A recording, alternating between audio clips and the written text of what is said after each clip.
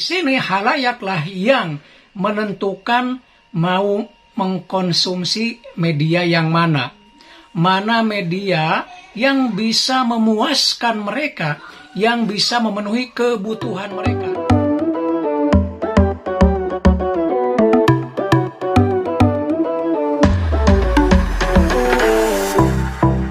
Teman-teman, bertemu lagi dengan saya di RC13 Channel. Apa kabar semuanya? Semoga Anda dan kita semua baik-baik saja. Tetap semangat menjalankan aktivitas hidup. Teman-teman sekalian, di video ini saya akan melanjutkan pembahasan tentang kajian media. Dan untuk kali ini saya akan membahas salah satu teori yang terkait dengan pengaruh media massa. Nah, sebelumnya di video tentang teori efek media massa, seperti yang pernah saya buat di channel ini ya.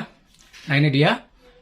Saya banyak berbicara tentang pengaruh atau teori pengaruh atau efek media massa, di mana media ditempatkan sebagai pihak yang sangat berpengaruh atau powerful. Jadi media luar biasa pengaruhnya sangat besar terhadap khalayak atau para pembaca atau penonton.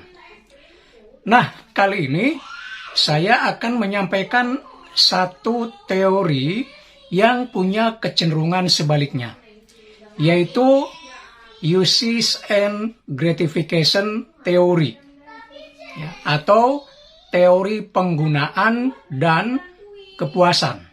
Ya. Uses itu adalah penggunaan, gratification adalah kepuasan, atau bisa juga pemenuhan kebutuhan. Ya. Uses and gratification theory. Ya. Nah, teori ini pertama kali dikemukakan oleh Blumler dan Kat, ya, tahun 1974.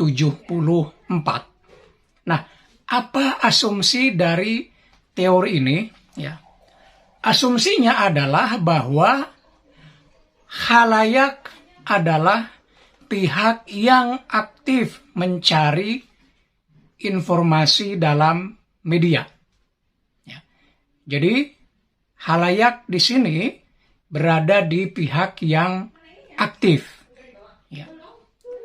Yang kedua, bahwa kajian teori ini pusatnya adalah audiens. Ya. Jadi yang menjadi pusat adalah audiens atau khalayak. Ya. Nah, seperti tadi saya singgung di awal bahwa pada teori-teori efek media massa, di mana yang menjadi sentralnya adalah media, ya, pengaruh media itu sangat besar. Jadi medialah yang mempengaruhi khalayak atau audiens. Misalnya beberapa teori ya yang pengaruhnya sangat besar terhadap khalayak. Pada posisi pertama adalah jarum hipodermik teori. Ya, teori jarum hipodermik. Kadang disebut juga teori peluru. Nah, ini mengasumsikan bahwa media itu seperti jarum suntik gitu ya. Ketika disuntikan kepada pasien, pasien menerima begitu saja serum yang ada di jarum itu. Nah, begitulah media, di mana serumnya adalah informasi, begitu masuk ke khalayak, maka khalayak menerima apapun yang disuntikan oleh media. Jadi media luar biasa. Kemudian juga teori agenda setting. Nah, agenda setting juga menempatkan media sebagai pihak yang sangat kuat. Asumsinya adalah bahwa apa yang dianggap penting oleh media akan dianggap penting pula oleh khalayak. Ya. Demikian pula teori kultivasi. Cuma kultivasi ini pada penelitiannya dulu itu khusus kepada para penonton televisi ya. Nah, ini juga tentang kultivasi secara khusus saya telah membuat videonya ya, ini dia ya. Silahkan kalau yang ingin membaca. Nah, kembali ke teori uses and gratification theory, bahwa pada teori ini halayaklah pihak yang aktif.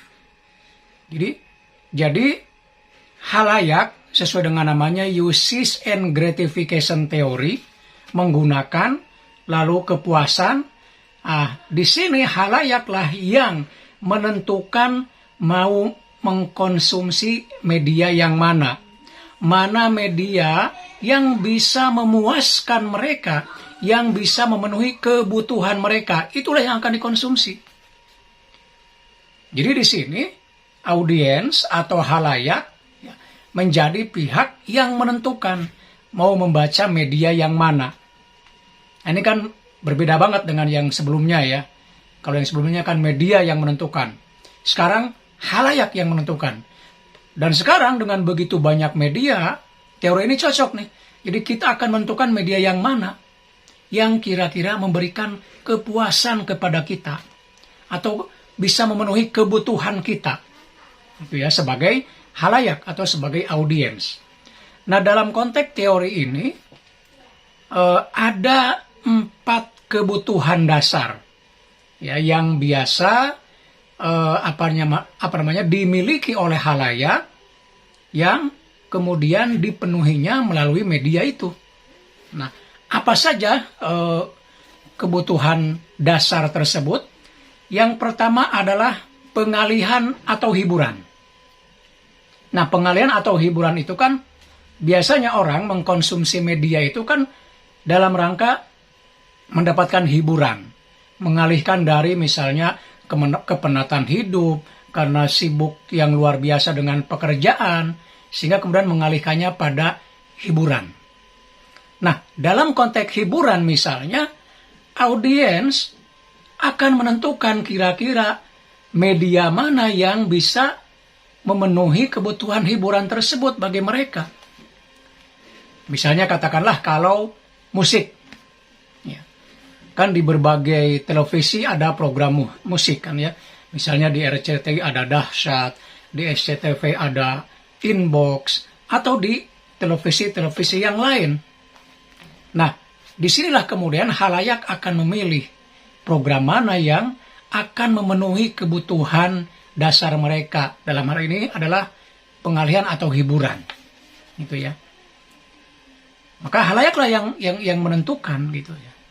Itu kebutuhan yang pertama ya. Kebutuhan yang kedua adalah hubungan personal. Nah, hubungan personal itu biasanya terkait dengan menyalurkan emosi dan interaksi. Jadi disinilah individu kemudian bisa memenuhi kebutuhannya untuk menyalurkan emosi dan interaksinya. Itu ya. Kemudian identitas kepribadian. Nah, dalam konteks ini biasanya halayak ya ketika mengkonsumsi media itu mereka merefleksikan diri sendiri dari tayangan itu. Mungkin juga bisa pembelajaran perilaku dan nilai-nilai yang ada di dalam konten media itu. Nah, jadi bagaimana mereka merefleksikan diri terhadap tayangan atau terhadap konten yang mereka konsumsi. Gitu ya. Dan kemudian yang terakhir atau kebutuhan yang keempat adalah pengamatan atau surveillance. Nah, di sini terkait dengan bahwa informasi yang dikonsumsi mereka itu berguna untuk hidup mereka. Nah, disinilah kemudian audiens akan memilih media yang mana yang kira-kira informasi yang ada di dalamnya itu bisa berguna bagi hidup mereka. Nah, 4 kebutuhan ini ya tentu kenyataannya biasanya yang pertama yang paling banyak ya, pengalihan atau hiburan. Prakteknya seperti itu. Orang-orang biasanya memenuhi kebutuhan hiburan itulah yang dicari gitu ya ketika mengkonsumsi media. Nah, itulah teori penggunaan dan kepuasan atau uses and gratification theory. Nah, teman-teman sekalian, Saya kira ini yang bisa saya sampaikan terkait teori ini. Mudah-mudahan bisa dipahami. Sampai bertemu kembali di video berikutnya. Tetap semangat.